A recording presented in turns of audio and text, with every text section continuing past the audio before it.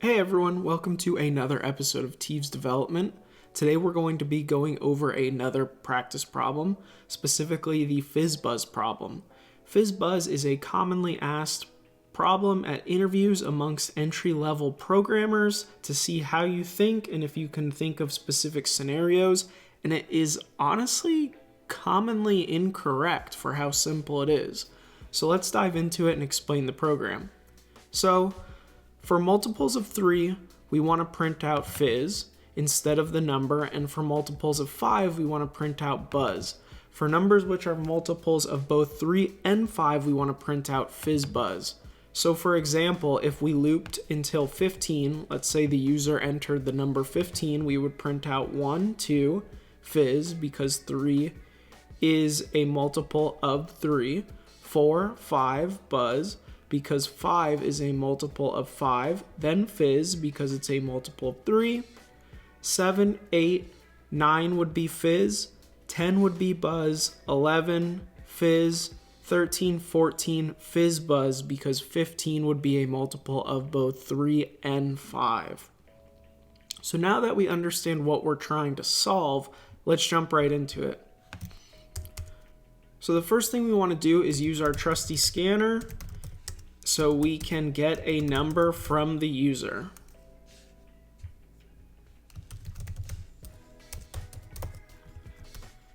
And we will go ahead and import this. And then we will prompt the user for a number.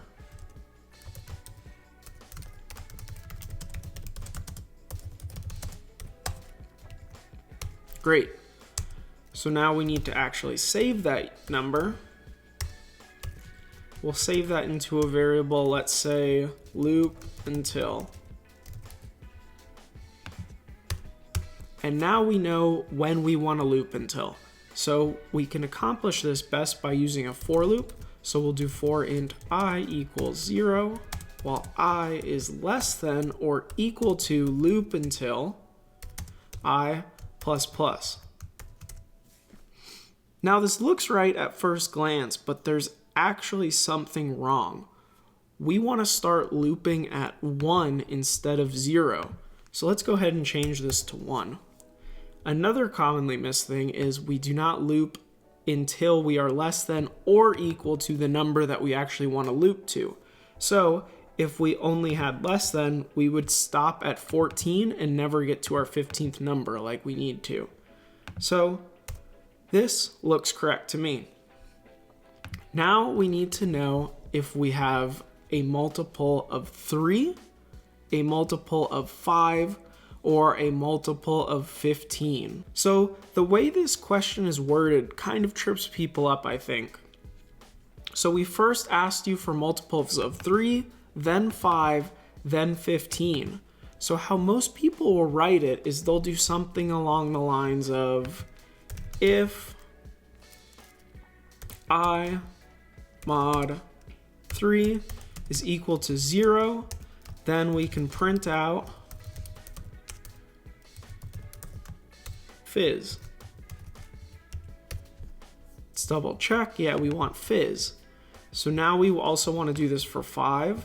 So we can do something along the lines of else if 5, we can print out buzz.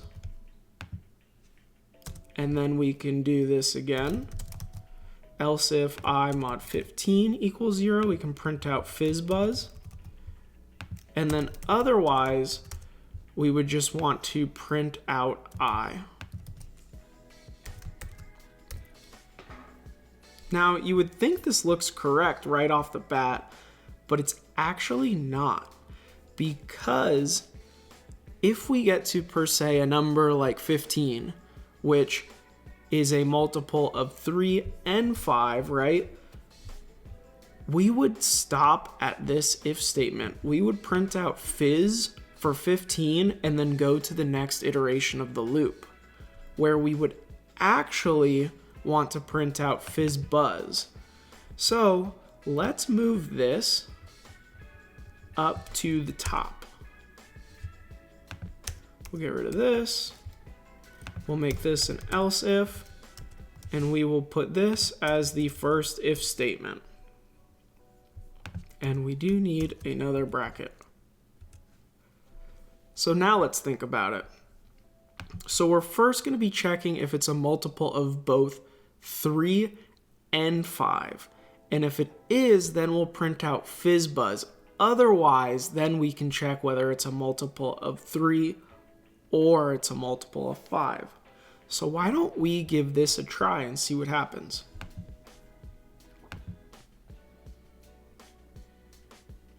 So let's enter the number 15 since we already have the answers for it.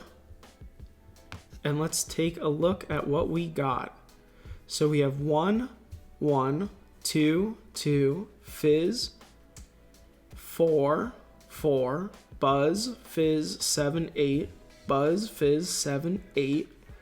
And then we have fizz, buzz, 11, fizz, 11, fizz, 13, 14, FizzBuzz.